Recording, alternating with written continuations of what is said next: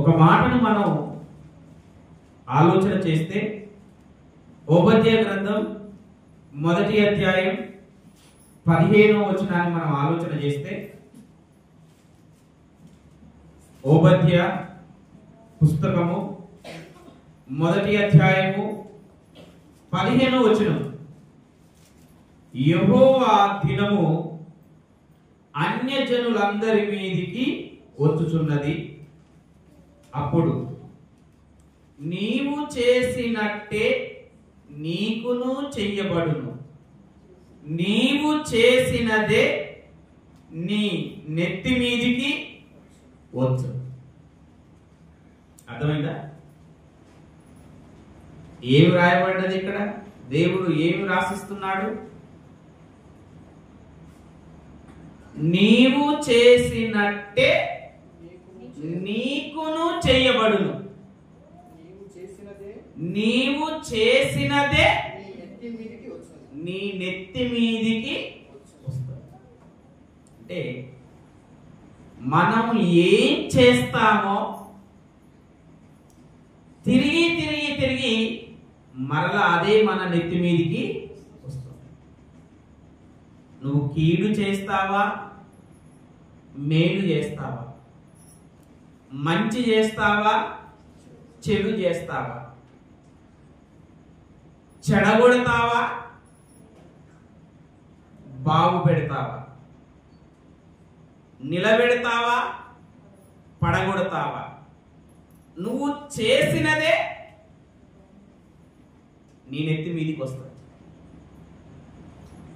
మంచి చేస్తే మంచి వస్తుంది, కీడు చేస్తే కీడు వస్తుంది. ఒక ఇల్లును చెడగొడితే రేపు ఇల్లు చెడిపోతుంది. ఒక జీవితాన్ని నిలబెడితే నీ జీవితం నిలబడుతుంది. ఒక జీవితాన్ని పడగొడితే నీ జీవితం పడిపోతుంది. ఒకరిని బాధ పెడితే నువ్వు బాధపడతావు. ఒకరిని హింసిస్తే నువ్వు హింస పొందుతావు. అంటే నీవు ఏది చేస్తావో అదే నీ మీదికి, అదే నీ నెత్తి మీదికి వస్తుంది. నేను చేశాను, వాళ్ళకు చేశాను, వీరికి చేశాను, వారికి చేశాను, నేను సైలెంట్ గా తప్పించుకున్నాను, నాకేం కాలేదు అని అనుకోవద్దు. మన పితరుల దగ్గరికి వెళితే, ఇస్సాకు దగ్గరికి వెళితే, ఇస్సాకు భార్య పేరు రిబ్కా. వారికి సంతానం ఎంతమంది? 2. ఏశావు, యాకోబు. 2 అన్నదమ్ముళ్ళు. పెద్దోడు ఏశావు, చిన్నోడు యాకోబు.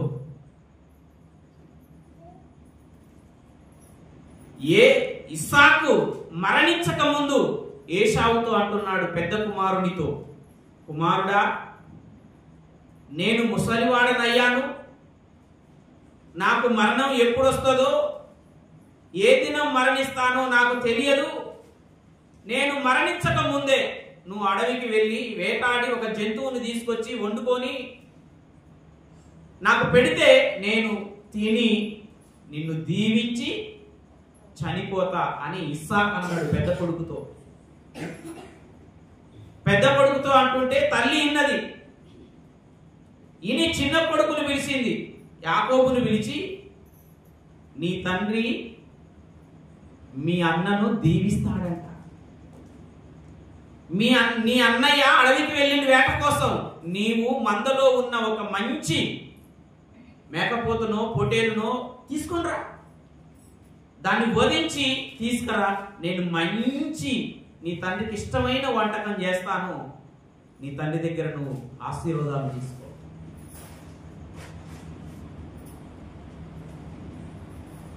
అన్నయ్య వేటాడి వచ్చే లోపు తమ్ముడు మందలో ఉన్న ఒక దాన్ని వధించి తల్లికిస్తే, వంట చేసి కుమారుడికి ఇస్తే, కుమారుడు తీసుకొని తండ్రి దగ్గరికి పోయిండు. నానా, నేను వేటాడి మాంసం తెచ్చాను, లేచి తిని నన్ను దీవించు.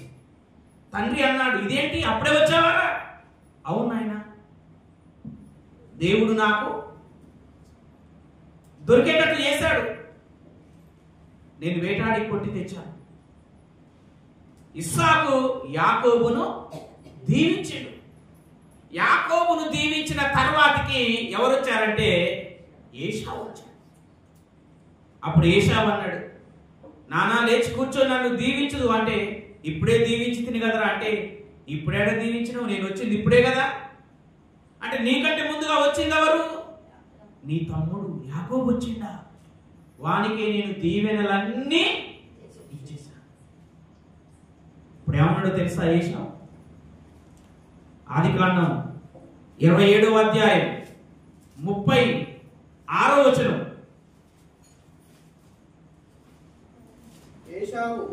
ఏశావు యాకోబు అను పేరు అతనికి సరిగానే చెల్లినది. అతడు నన్ను 2 మార్లు మోసపుచ్చెను. జ్యేష్ఠత్వం కాడ మోసం చేసిండు, ఆశీర్వాదాల దగ్గర మోసమే చేసిండు. ఎవరు? యాకోబు అన్నకి పెద్దోనికి ఏమొస్తుంది? జ్యేష్ఠ భాగం వస్తుందా రాదా? జ్యేష్ఠత్వపు హక్కు దగ్గర మోసమే చేసిండు, ఆశీర్వాదాల దగ్గర మోసమే చేసిండు. ఆ మోసాన్ని, తమ్ముడు చేసిన మోసాన్ని అన్న జీర్ణించుకోలేక తను తాను ఏమని ఓదార్చుకున్నాడంటే, నేను వీణ్ణి చంపేస్తాను అని అనుకొని కోపాన్నంట అణుచుకున్నాడంట. ఆ సంగతి తల్లి తెలుసుకొని, నీ అన్నకు మోసం చేసినావు కదా, నీవిక్కడ ఉండగాకు, నా తమ్ముడు నీకు మేనమామ అవుతాడు, లాబాను పద్దనారాములో ఉన్నాడు, నీ మేనమామ దగ్గరికి వెళ్ళు అని తల్లి చిన్న కుమారునికి చెప్పి, ఊరును విడిచిపెట్టి, దేశాన్ని విడిచిపెట్టి, పొలిమేర దాటి ఎక్కడికి పొమ్మన్నది? పద్దనరాములో ఉన్న మేనమామ యొద్దకు, లాబాను దగ్గరికి పొమ్మన్నది. అన్నకు మోసం చేసి తమ్ముడు దేశంగాని దేశం పోయిండు. అక్కడ పోయి ఏం చేశాడు? మేనమామ దగ్గర గొర్రెలు కాస్తున్నాడు. మేనమామ ఏమన్నాడు? ఇదిగో అల్లుడా, నువ్వు నా రక్త సంబంధివి, నా దగ్గర ఊరికనే పని చేయగాకు, నీకు ఏం కావాలో చెప్పు, జీతం మాట్లాడుకో, ఊరికనే కొలువు చేయగాకు, నువ్వు మందివి కావు, నా రక్త సంబంధివి, నా తోడబుట్టిన సహోదరి కుమారుడి. అయితే మామ, నీకు 2 బిడ్డలు ఉన్నారు కదా, చిన్న బిడ్డ నాకు ఇష్టమైంది, చిన్న బిడ్డ నీ మామ అంటే, అప్పుడు అన్నాడు కదా, సరే అల్లుడు, నా చిన్న బిడ్డను నీకిచ్చి పెళ్లి చేయాలంటే 7 సంవత్సరాలు నాకు జీతం చెయ్యి, నా బిడ్డని ఇస్తానన్న. 7 సంవత్సరాలు కొలువు చేశాడు, మామకి జీతం చేశాడు, గొర్రెలు కాశాడు, మేకలు కాశాడు, పశువులు కాశాడు, గాడిదలు కాశాడు, ఒంటెలు కాశాడు, మామ దగ్గర ఉన్న పశు సంపదని చూసుకున్నాడు. 7 సంవత్సరాలు గడిచిన తర్వాతకి, మామ 7 సంవత్సరాలు గడిచినాయి, నాకు పిల్లని మామ అంటే, సరే అల్లుడా అని ఆ ఊరి పెద్దలందరినీ పిలిచి రాత్రి కాడ ఇలాంటి సమయాన్ని విందు చేశాడు. ఆ రాత్రి వేళలోనే ఎవరిని పంపించాడు అంటే, పెద్ద కూతుర్ని లేయాని పంపించాడు. అది రాత్రి వేళ గనక గుర్తుపట్టలే, నాకు భార్య కదా అనుకొని పోయాడు ఆమెతో. తెల్లారి చూసే వరకు ఎవరామె? లేయా. పొద్దున్నే యాకోబు లేయాని చూసి పరిశాన్ అయిపోతున్నాడు. వెంటనే ఎవరి దగ్గరికి వచ్చిందో తెలుసా? మామ దగ్గరికి వచ్చి ఏమంటుండో తెలుసా? ఆదికాండం 29వ అధ్యాయం 25వ వచనం. ఉదయమందు ఆమెను లేయా అని ఎరిగి అతడు లాభానుతో నీవు నాకు చేసిన పని ఏమిటి? ఏమంటాడు? నీవు నాకు చేసిన పని మామా, నీవు నాకు చేసిన పని ఏమిటి? ఏంటి? రాహేలు కోసమే కదా నీకు కొలువు చేసి తిని. నేను రాహేలు కోసం కొలువు చేస్తే ఎందుకు నన్ను మోసపుచ్చితివనెను? ఏమంటాడు? ఈయన ఏం చేసి వచ్చిండు? అన్నకు మోసం చేసి యాడికి వచ్చిండు? అది ఆడ మోసం చేసి మామ దగ్గరికి వచ్చిండు. దేశం కాని దేశానికి వచ్చిండు. కానీ ఇక్కడ ఏమైపోయాడు? మోసపోయాడు. ఈయన రియాక్షన్ ఎట్లా ఉంది? ఏది మామా, ఏంది నాకు మోసం చేసినావు? మరి అన్న ఏమని అడగాలి? ఏశావు ఏమని అడగాలి యాకోబుని? అక్కడ చేసిండు, మామ దగ్గరికి వచ్చిండు. 7 సంవత్సరాల తర్వాత చేసిన మోసమే నెత్తి మీదకి వచ్చింది. అంతేగా? యాకోబు చేసినదే యాకోబు నెత్తి మీదకి వెంటనే వచ్చిందా? టైం పట్టిందా? ఎన్ని సంవత్సరాల టైం పట్టింది? 7 సంవత్సరాల టైం పట్టింది. సరే అల్లుడా, నీ ఇష్టం. చిన్న కుమార్తె కావాలంటే ఇంకొక 7 సంవత్సరాలు చేయి, చిన్న కుమార్తెను కూడా ఇస్తానన్నాడు.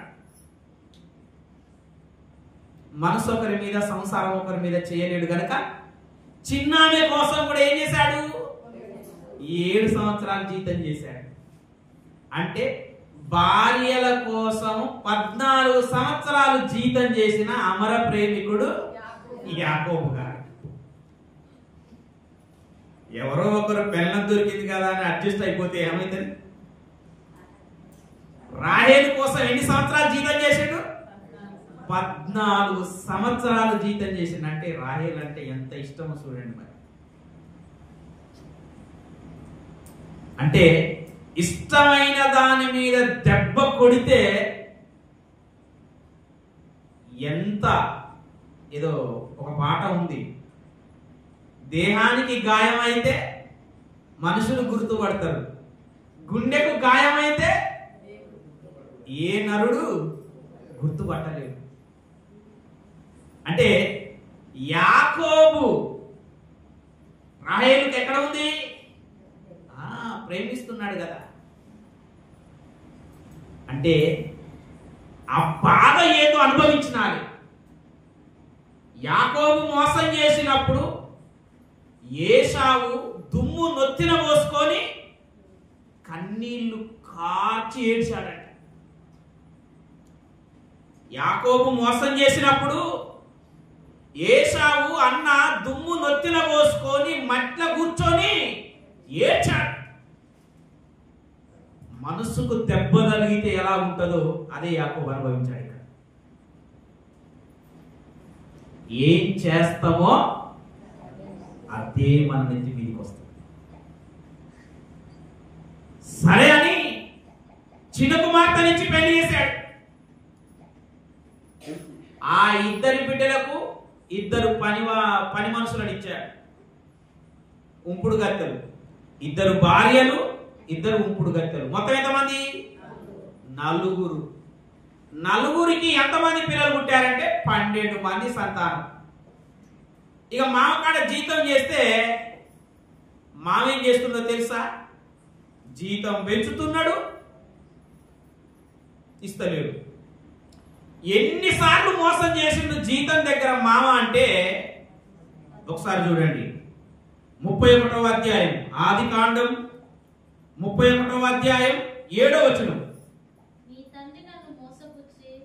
ఆ భార్యలను కూర్చోబెట్టుకొని భార్యలకు చెప్తున్నాడు యాకోబు, రాహేలును లేహాను కూర్చోబెట్టుకొని చెప్తున్నాడు, మీ తండ్రి నన్ను మోసపుచ్చాడు. ఎన్నిసార్లు మోసం చేశాడంట? 10 సార్లు.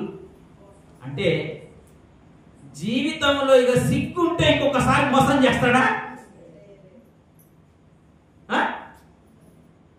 అన్నకు మోసం చేసి వచ్చినందుకు ఎన్నిసార్లు మోసపోయిండు? 11 సార్లు మోసపోయిండు. 10 సార్లు జీతం దగ్గర మోసపోయిండు. ఒకసారి భార్య దగ్గర, భార్య విషయంలో ఎన్నిసార్లు మోసపోయాడు? 11 సార్లు మోసపోయాడు. ఎన్నిసార్లు నేను మోసం చేసి వచ్చిండు? అన్నకు 2 సార్లు మోసం చేసి వచ్చిండు. జ్యేష్ఠత్వ హక్కు దగ్గర, ఆశీర్వాదాల దగ్గర, దీవెనల దగ్గర అన్నయ్యకు మోసం చేసి వచ్చి ఎన్నిసార్లు మోసపోయిందంటే 11 సార్లు మోసపోయింది. అనుకున్నారు, నాకు బుద్ధి వచ్చింది, సిగ్గు వచ్చింది, బతికుంటే ఇంకొకరికి నేను అన్యాయం చెయ్యను, బతికుంటే ఇంకొకరికి నేను మోసం చెయ్యను. ఎందుకంటే 2 సార్లు చేసినందుకే 11 సార్లు, 2 సార్లు మోసం చేసినందుకు 11 సార్లు మోసాన్ని అనుభవించిన. అది వస్తే గాని తెరవలేదా? చేసినది నొత్తి మీదికి వస్తే గాని తెరవలేదా? చేసినది అనుభవిస్తే గాని తెరవలేదా? ఎస్. మనుషుల జీవితం ఎలాంటిదంటే కళ్ళ ముందు ఉన్నదాన్ని ఆలోచన చేస్తారు తప్ప ఈ రోజు చేస్తే దీని పర్యవసానం, దీని ఫలితం రేపెట్లా ఉంటది అని ఆలోచన చెయ్యాలి. దున్నపోతు కళ్ళు మూసుకొని రోడ్డు మీద నడిస్తే లారీ వాడు హార్న్ కొట్టినా పక్కకు జరగదు, కారోడు హార్న్ కొట్టినా పక్కకు జరగదు, బైకోడు మొత్తుకున్నా అలా ఉంది బతుకు. మనిషి బతుకు ఎలా ఉంది? అలా ఉంది. ఏం చేస్తామో అదే మన జీవితంలో. మీరు ఎస్తేరు గ్రంథంలోనికి వెళితే ఎస్తేరు గ్రంథంలో 2 వ్యక్తుల గురించి బాగా వ్రాయబడ్డది అక్కడ. హామాను, మొర్దెకై. హామాను రాజు చేతి క్రింద మంచి ఘనత పొందిన వ్యక్తి.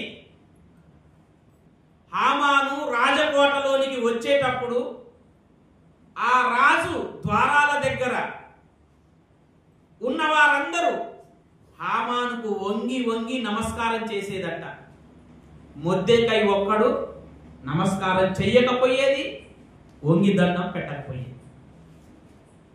అది ఎవరి మనసులో పడ్డది? హామాను మనసులో పడ్డది. నేను రాజు చేతి క్రింద ఘనత పొందిన వాణ్ణి, నేను వస్తుంటే రాజకోటలో అందరూ నాకు వంగి నమస్కారం చేస్తున్నారు, ఈ మొర్దెకై ఒక్కడు నమస్కారం చేయట్లేదు. అడిగాడు, నువ్వెందుకు చేయట్లేవంటే, అయ్యా నేను యెహోవా దేవుణ్ణి నమ్ముకున్న యూదుణ్ణి, యెహోవా దేవునికి తప్ప ఇంకొకరికి నమస్కారం చెయ్యను, ఇంకొకరికి దండం పెట్టను. ఓహో అటనా, నువ్వు ఎట్ట పెట్టవో చూస్తా అని ఈ హామాను రాజు దగ్గరికి పోయి మొర్దెకైను చంపడానికి ఒక ఉరికొయ్యను చేయించాడండి. ఉరికొయ్యను చేయించితే అది చివరికి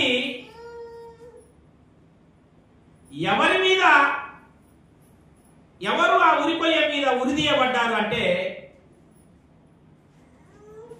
హామాను మొర్దెకై కోసం ఉరిమ్రానును సిద్ధం చేస్తే ఎవడు సిద్ధం చేసిండో వాన్నే దాని మీద ఉరి చేశారు. ఎందుకంటే చెడు ఉద్దేశముతో, కుట్రతో, ఈర్ష్యతో, అసూయతో ఒక ఎదుటి వ్యక్తిని చంపాలని చూస్తే, ఎదుటి వ్యక్తి కోసం ఉరికొయ్యను తయారు చేస్తే, చేసిన వాడే దాని మీద ఉరిదించబడ్డాడు. ఎందుకు? ఆ వచనం చదవండి ఒకసారి. ఎస్తేరు గ్రంథం 7వ అధ్యాయం 10వ వచనం. కాగా హామాను మొర్దెకైకి సిద్ధము చేసిన ఉరికొయ్య మీద హామానునే ఉరి తీశాడు. చూసావా? హామాను ఉరికొయ్యను తయారు చేశాడు. ఎందుకు? మొర్దెకైని ఉరి తీయడానికి. చివరికి ఆ ఉరికొయ్య మీద ఎవరు తీయబడ్డారంటే హామానే. ఎందుకు? కీడు ఒకరికి చెయ్యాలనుకుంటే, ఒకరిని చంపాలనుకుంటే, ఒకరిని చెడగొట్టాలనుకుంటే, ఒకరిని పడగొట్టాలనుకుంటే, ఒక వ్యక్తిని గాని, ఒక కుటుంబాన్ని గాని, ఒక జీవితాన్ని గాని చెడగొట్టాలన్న ఆలోచన వస్తే అది ఎవరి నెత్తి మీదకి వస్తుంది? అనుకున్న వారి నెత్తి మీదకే. అందుకే ఓబద్య గ్రంథంలో వ్రాయబడ్డది. ఏమని వ్రాయబడ్డదంటే, నీవు చేసినదే నీ నెత్తి మీదికి వచ్చును. కీర్తన గ్రంథంలో 7వ కీర్తన 15వ వచనం 16వ వచనాన్ని చదవండి ఒకసారి. వాడు గుంట త్రవ్వి దానిని లోతు చేసి ఉన్నాడు. తాను త్రవ్విన గుంటలో. చూసావా? వేరే వాళ్ళ కోసం గుంటలు తీస్తే, వేరే వ్యక్తులు గుంటలు పడిపోవాలని గుంటలు తీసి మనం పక్కన ఉంటే, ఎవరు తీసిన గుంటలో వాళ్ళే పడతారు. జాగ్రత్త. కింద వచ్చిన చదవండి. వాడు తలంచిన చేటు కీడు వాని నెత్తి మీదికే. ఇతరుల గురించి, ఒక వ్యక్తి గురించి మనం కీడు తలపెడితే, దుర్మార్గం తలపెడితే, చెడు తలపెడితే ఎవరి నెత్తి మీదకి వస్తుంది? ఎవరు ఆలోచన చేశారో వారి నెత్తి మీదికే. మనమేమనుకుంటామంటే, తలపెట్టే వరకే మన వంతు, చెడగొట్టే వరకే. మనం చెడగొట్టి ఎంత దూరమైనావో, చెడగొట్టిన వ్యక్తి నిన్ను చెడగొట్టకపోవచ్చు, కానీ నువ్వు ఎంత దూరం పోయినా నువ్వు చేసినదే నీ నెత్తి మీదికి. అన్నను చెడగొట్టి తమ్ముడు ఎంత దేశం పోయిండు? ఎంతో దూర దేశం పోయిండు. అన్న చెడగొట్టలేకపోయిండు, కానీ ఎవడో ఒకడైతే నిన్ను చెడగొట్టిండు కదా. మన మనస్సులో ఏమి మెదులుతుందో, మనం ఏం ప్లాన్లు చేసుకుంటున్నామో, ఏం కుట్ర పడుతున్నామో ఎవరు అనుభవించాలి? అది మనమే అనుభవించాలి. అందుకని గలతీయులకు రాసిన పత్రిక 6వ అధ్యాయం 7వ వచనంలో అంటాడు, మోసపోకురి. ఏమంటాడు దేవుడు? మోసం చేయమంటుండా, మోసపోకురు అంటుండా? ఏం మోసపోదంటున్నాడు? నువ్వు అనుకోవచ్చు, నేను వేరే వాళ్ళకు మోసం చేసినా, నేను వాడిని జడగొట్టినా, వానికి పుల్ల పెట్టి వచ్చినా, వీళ్ళని పడగొట్టినా, ఆ కుటుంబంలో చిచ్చు పెట్టి వచ్చినా అనుకోవచ్చు. మోసపోవద్దు. వాళ్ళకు పెట్టలే, అది నీ నెత్తి మీదకే వస్తుంది. మోసపోకురి. దేవుడు ఎక్కిరింపబడడు. నీవు ఏమి విత్తుతావో ఆ పంటనే కోస్తావు. నీవు మోసం ఎత్తితే నీ నెత్తి మీదకి మోసమే వస్తుంది. నీవు అన్యాయం ఎత్తితే నీ నెత్తి మీదకి అన్యాయమే వస్తుంది. నువ్వు అబద్ధాలు ఎత్తితే నీ నెత్తి మీదకి అబద్ధాలే వస్తాయి. నువ్వు నరహత్య చేస్తే నీ నెత్తి మీదకి నరహత్య వస్తుంది. మోసపోకండి. ఏమి విత్తితే అదే వస్తుంది. కానీ నువ్వు కాకరకాయ విత్తనాలు వేసి అరటి పండ్లు పండాలంటే పడితే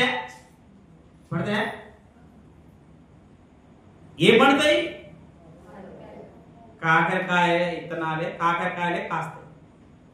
ఏ విత్తనాలు వేస్తావో పండ్లు కూడా అయ్యే వస్తాయి. నీవు మంచి విత్తితే మంచి వస్తుంది, చెడు విత్తితే చెడు వస్తుంది. కాకపోతే కోత టైం వేరేగా ఉండొచ్చు. కొన్ని విత్తనాలు వేస్తే 45 రోజులకే పంట వస్తుంది. కొన్ని విత్తనాలు వేస్తే 3 నెలలకే పంట వస్తుంది. కొన్ని విత్తనాలు 6 నెలలకు పంట వస్తుంది. కొన్ని విత్తనాలు సంవత్సరానికి పంట వస్తుంది. కానీ ఒకటి గుర్తుపెట్టుకోవాలి, నీవు వేసిన విత్తనాలు తప్పకుండా పంటకు కోతకి వస్తాయి. అది ఎప్పుడు వస్తుందో తెలియదు, కానీ వస్తాయి. మోసపోవద్దు. అందుకోసం అక్కడ కింద అన్నాడు, శరీరేచ్ఛలను విత్తితే, శరీర విత్తనాలు అంటే శరీర ఇచ్చలు, శరీరానికి ఉన్న ఇష్టాలు, శరీరానికి ఉన్న కోరికలు, శరీరానికి ఉన్న ఆశల విత్తనాలు వేసినాం అనుకో, శరీరానుసారమైన మనసు మరణం, శరీరానుసారమైన మనసు దుఃఖం, శరీరానుసారమైన మనసు వేదన, శరీరానుసారమైన మనసు మరణాన్ని కలుగజేస్తుంది. ఆత్మను బట్టి ఇచ్చినవనుకో, ఆత్మానుసారమైన మనసు నిత్య జీవం, సంతోషం, సమాధానం. కాబట్టి శరీరపరమైన విత్తనాలు వేయకండి. శరీరానికి ఉన్న ఇష్టాలను విత్తనాలుగా వేయకండి. విత్తనాలు అంటే ఏమనుకుంటున్నారు? చేష్టలు, క్రియలు. శరీర క్రియలను విత్తకండి. శరీర క్రియలను విత్తితే ఇవో ఇవే వస్తాయి. యాకోబు కోసినట్టు, హామాను కోసినట్టు మనం కూడా అయ్యే వస్తాం. అయ్యే మన నెత్తి మీదకి వస్తాయి. మంచి విత్తనాలు చేతులతో మంచి పని చెయ్యాలి, మనస్సుతో మంచి ఆలోచించాలి, కాళ్ళతో మంచి దారిలో నడవాలి, నోటితో మంచి పాటలు పాడాలి. అంటే శరీరంతో ఏం చేయాలి? మంచి పనులు చేయాలి.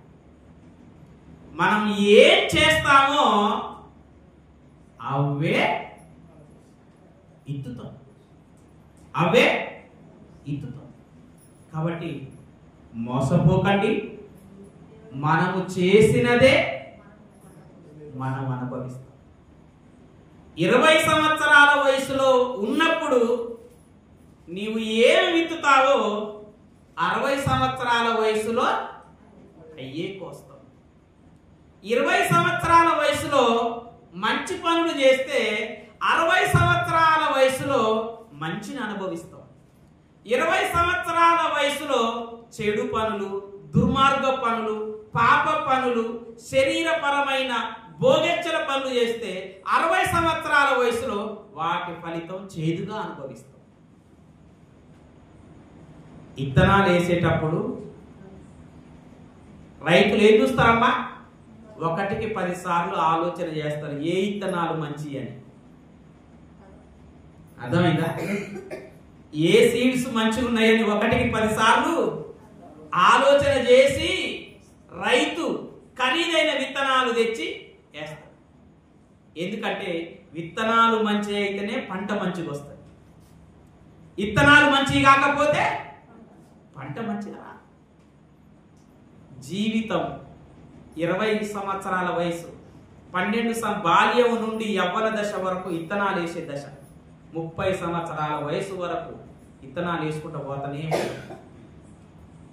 60 సంవత్సరాలు 50 సంవత్సరాల వయసులో వేసిన విత్తనాలను కోసుకుంటూ వస్తాం. నువ్వు వయసులో ఉన్నప్పుడు మంచి విత్తనాలు వేస్తే ముసలితనంలో మంచి పంట వస్తుంది. వయసులో ఉన్నప్పుడు చెడు విత్తనాలు వేస్తే ముసలితనంలో ఆయాసం, దుఃఖం, చెడు ఫలితాలు అనుభవిస్తాం.